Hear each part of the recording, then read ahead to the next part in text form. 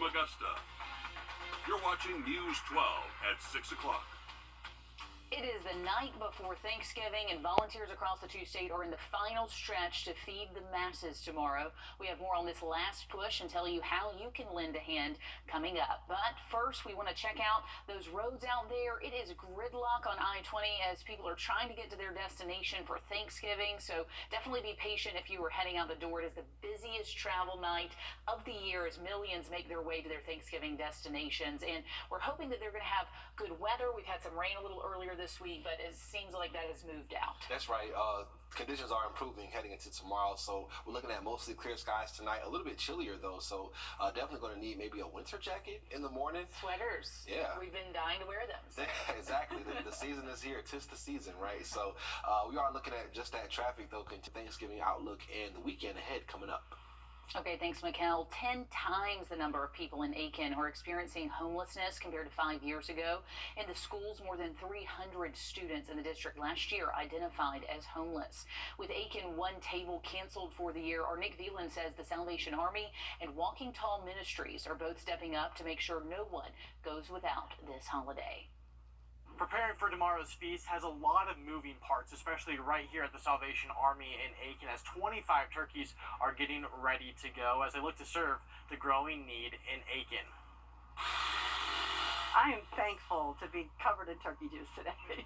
The community donating the turkeys. Ironhead Barbecue doing the cooking to help feed more than 1,500 people. It's the day before Thanksgiving, so everybody's getting in that turkey time mode.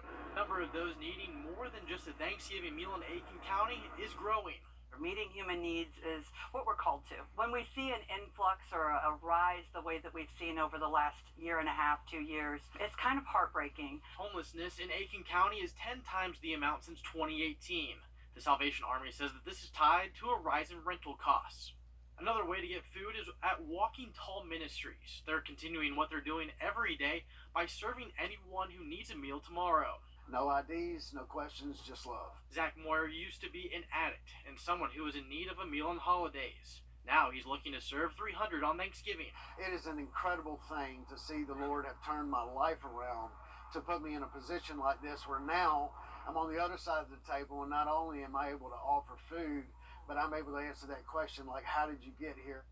Both of these orgs continue to help where they can. There just isn't enough out there to help meet the need. And so it becomes difficult to see that on a day-to-day basis. But when you have a community like Aiken and you put that call out there to an individual or to a company or to a group of people, join me in what we're doing to serve the community. And when they say yes, send me, I'll go. You know, it just warms the heart. And tomorrow the doors open here at the Salvation Army at 11 a.m. And we'll have more information on where to go in Aiken and throughout the entire area on our website. In Aiken, Nick Veland on your side. And Walking Tall Ministries will be starting at 9 a.m. They said they will go until anyone who wants a meal has one. Across the river, several local nonprofits and organizations in Augusta also gearing up for a busy Thanksgiving day. Over time, we've told you the face of homelessness has changed and more families are looking for help due to inflation and rising costs. As our Will Rio shows us, these groups are ready for the challenge. Right off Broad Street in downtown Augusta, family and friends are putting together care packages of toiletries and essentials. This is something that is near and dear to our hearts, and so we wanted to give it back to our community and what they have given to us. In the back, they're cooking up their massive meal for Thanksgiving. Anyone in need can come by Cafe 209 from 11 to 1 to grab a hot meal for Thanksgiving for Feast in the Streets. We have to all understand that we are seconds away from something like this happening to us. Thanksgiving is just one of those special occasions that we want to give back and feed the homeless. Just a couple of blocks away, Golden Harvest is stirring up something sweet and salty this Thanksgiving. We'll be having pumpkin pie and homemade pound cakes. That day we will have turkey, dressing, collard greens, macaroni and cheese, and yams. They're expecting 200 to 300 people showing up for a hot meal, including more families and kids. We have seen our numbers have been doubled. Since the month of October, our building did 8,490 trays for the month of October. That goes to show that food insecurity is right here in our own back doors. They're making sure everyone secures a meal to enjoy the holiday. It is just a joy to be able to bring families inside of a building for them to be able to sit down and fellowship and have a great meal together. In Augusta, Will Rio on your side. And here's the location information on your screen. The Feast in the Streets dinner and toiletry distribution. That'll be at the corner of Monument and Broad Street at Cafe 209 from 11 to 1. And if you missed that one, the Salvation Army of Augusta, they're hosting a meal at 5:30 tomorrow at the Center of Hope. We're also learning new details about an incident in Wagner when shots were fired after a man allegedly stole a patrol car. This unfolded last night. SLED says 30-year-old Devin Davenport drove off after stealing the patrol car. Officers fired their weapons in the direction of the car, but nobody was shot. They later found Davenport in Aiken County and arrested him. Now he's charged with grand larceny. The investigation into the shots fired, SLED is handling that. It's routine.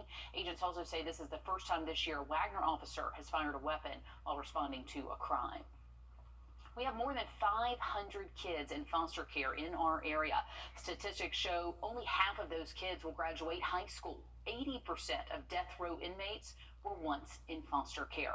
The overcrowding and the overflow of teens in the system into hotels and DFAC's offices has gained the attention of Congress. One woman isn't afraid of how big the problem is. She's finding solutions here at home, creating a new program working with the most troubled kids in the system. Jonathan Simpson will be the first to tell you 19 years ago that most troubled kid was him. I lived with my grandma. She was like 80 years old, so she couldn't. So I kept getting in trouble, so they finally put me in juvenile, different juvenile to foster care. He ended up in the care of Cindy Simpson, who had created a sort of retreat for troubled foster kids. It was like a whole campus, like a college campus, and it was just like a bunch of misfits. But everybody fitted in here, though. 5 years later, Cindy adopted him. 19 years later, she's still working to save foster kids and find solutions for a struggling system. There were a lot of kids in hotels. And how do we solve the problem? Not only solving the hotel problem, but how do we solve to give the best care for kids? Let's try something different. A lot of teens end up in hotels or even the hospital for mental health holds when no group home or foster family will take them in. Jonathan knows the next step because it would have been his next step. You jail in prison, jail like that. Cindy worked with DFACS and a Mirror Group to launch a pilot program this year called Evolve. They take kids no one else will and place them in smaller houses instead of group homes with a foster parent who acts sort of as a house mom. It's very different in that you've got a case manager in the home, you got foster parents, you have behavior specialists that are in the home. So, and you only have 4 kids per home. The first house opened in Conyers 9 months ago. The first one for Augusta opened in May, and now they're busy renovating this one in Harrisburg, set to open any day. Anybody that can put up a blind, come on over. Jacqueline Terry is the house mom who will take care of the 4 teens at a time living here. She raised 10 kids herself. All kids is not bad. You know, they just need attention. That's the main thing. They just need attention. At the Conyers home, we had the state come in and do one of their audits. And so it was interesting what the kids said because they interviewed the kids. And the kids said, no, this is our home. This is a family. So group homes don't feel that way. And they're looking for the community's help. They need everything from math tutors to toiletries. So this is where the therapist and case manager and foster parent will end up doing paperwork. So we have more furniture, just haven't put it in. Jonathan's in town volunteering his handyman services. I got a home for the kids, from installing the cameras, the locks, the door, the smoke detectors, the washing dryers, basic stuff.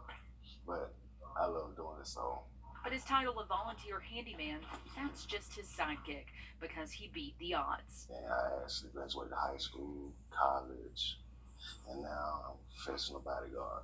And I get to protect all the celebrities and politicians. And all it took was someone like Cindy believing he could. You can be the worst of the worst, I promise you. She just don't give up. Like, no matter what they say you did, she gonna see the good in you.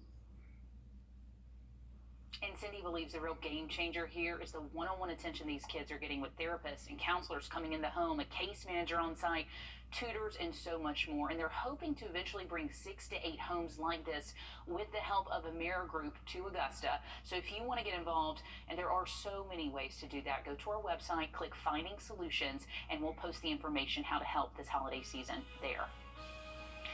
Watch that cough. There is a mysterious illness impacting man's best friend. We're going to tell you how you can protect your pets this holiday season coming up.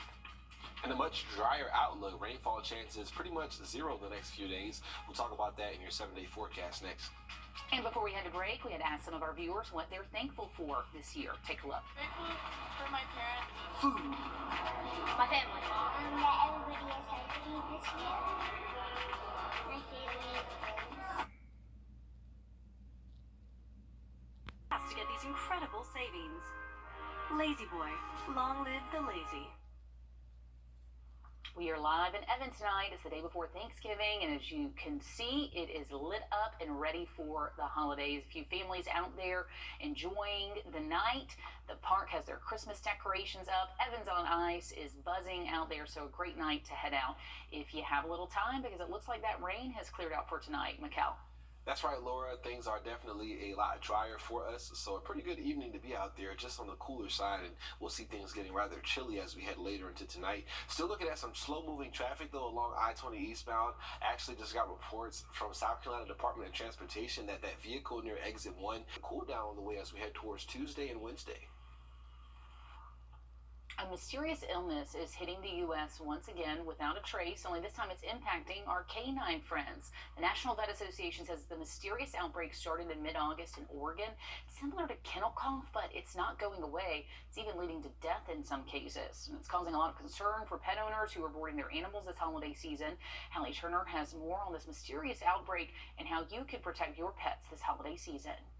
The thought of a cough has everyone jumping once again. Everybody that wants to board, basically, is asking us, have you heard this respiratory illness has been going around? Boarder Tanya Boswell says, Personally, no, I had not heard of it. That's because this canine cough has made its way to the U.S., and vets like Dr. Summer Kovar have no clue what it is. Dogs are coming in sick very similarly to what we call kennel cough, but the difference is they're not responding to medication like normal. They're staying sick for 6 to 8 weeks with common symptoms like runny nose, runny eyes, and sneezing. Because we don't know what is the exact cause of this, most likely it is a virus since bacterial cultures are coming up negative, and we don't know what virus it is, so there's not a vaccine for it. Since August, the National Vet Association says there have been more than 100 cases coming out of Oregon. Dr. Kovar says it's spreading by dog-to-dog contact in places like shelters, boarding facilities, and doggy daycares. There are no cases here locally yet. They're worried about with the travel that it's going to be like nationwide after the holidays. She says the best way to prep is vaccinations. If you are going to be boarded or traveling, that you're up to date on your kennel cough or Bordetella vaccine, and also vaccinated for the influenza or flu vaccine. And like we did for COVID, sanitize everything. We clean everything with bleach. We do not cross-contaminate. We keep food off the ground. We clean it up immediately if it does fall. We're being a little bit more cautious because of what's going on. So mixing and mingling is only happening if they're a family.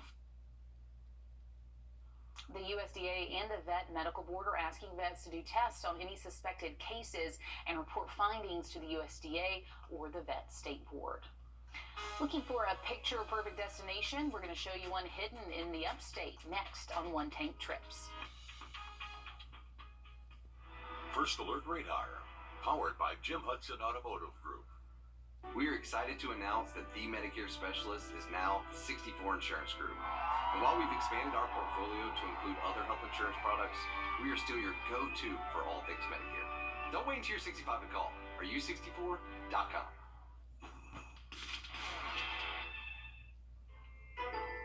Hey Jill, what's the matter? Man, this name change is stressing me out. Everyone will know we still specialize in Medicare. Yeah, I know that, but what about this? Are you 64.com? If you and the family are looking for a quick holiday trip, you can stop by Poinsett Bridge. It's in the upstate. It's the oldest bridge in South Carolina. Used to be part of the state road, but now it's a popular photo destination. Our Will Vogt takes us there for this week's One Tank Trips.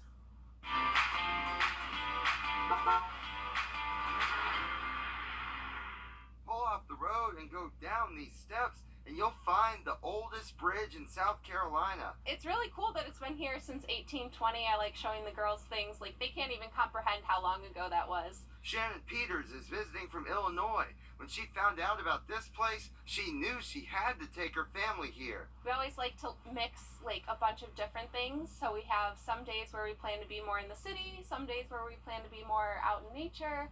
And I just thought it was cool to have this little historic site weaved into that. It's a site that means a lot to so many people. We met here in South Carolina, and it's cool to have South Carolina be a part of our story too. Emily Pilgrim and her fiance Caleb decided to take their engagement photos here. I actually came for a photo shoot several years ago with my family, and I knew I wanted to come back for such a great moment. With the fall colors, the rushing water from the creek, and the classic architecture, they believe it's a great place for a moment like this. I've been looking forward to it for a long time. Yes. In the upstate, Will Vogt on your side.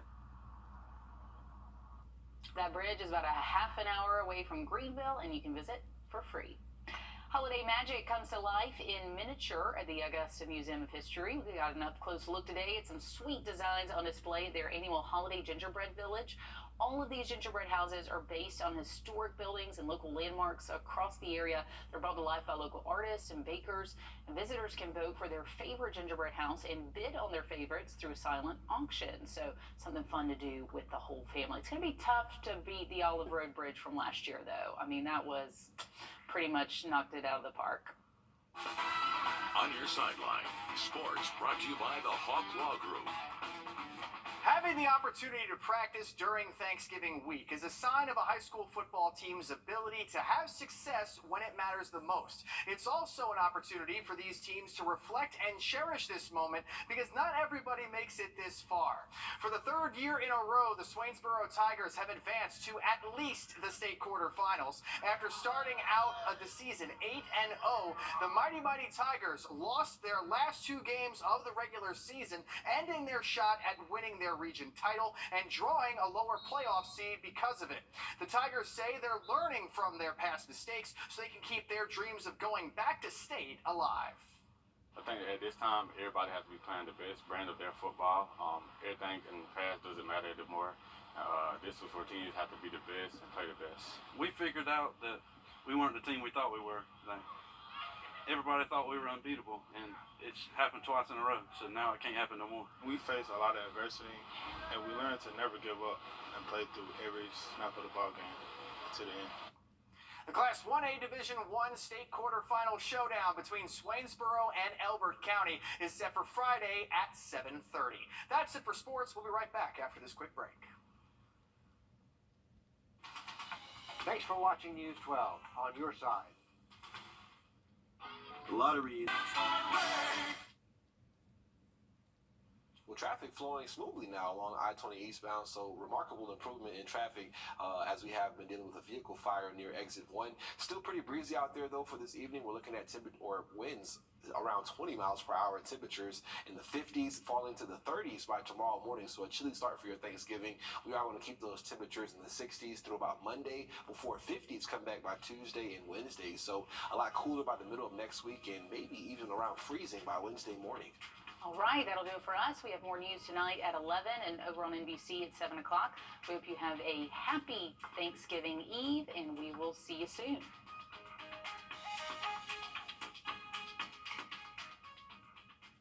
At the CBS Evening News, we focus on solutions, finding solutions to help people understand what are the right choices to make for you and your family. I'm Richmond County Sheriff Richard Roundtree. If you're expecting packages to be delivered when you're not at home, be aware of rising delivery thefts during this holiday season. Instead, send your packages to a family member, a friend, or a work address. Stay safe, Augusta. There are trucks. Cool, it'll be for Thanksgiving morning coming up. All right, thanks, Mikkel. Soon families will be coming together for turkey, dressing, and other family recipes, but some can't afford a big Thanksgiving feast or don't have a home to cook it in. Today, more than 200 people got a hot meal at Garden City Rescue Mission and Maybaum Realtors' annual Thanksgiving Eve dinner. Sydney Hood joins us live in the studio with more. Well, the rescue mission has about 500,000 blessings to count this holiday season, that being how much money they had to raise to stay put and continue serving the community. They've hosted this dinner with Maybaum for about 2 decades now, but this year was extra special for the ones doing the cooking and the ones eating. This is the day that really puts me in the holiday spirit. We get to sit and fellowship and catch up just like family. Everyone here is family. It's a blessing because a lot of people don't have that. A lot of people don't get the chance to eat Thanksgiving dinner with their family. And like any other family Thanksgiving, I had turkey, I had stuffing, all the goods, mac and cheese, collard greens are served. But it's special this year because the rescue mission was kind of hanging on by a thread. To be here today is a blessing in itself. We're not fixing to leave. We're going to be here to see this event getting larger and larger, and for many years to come.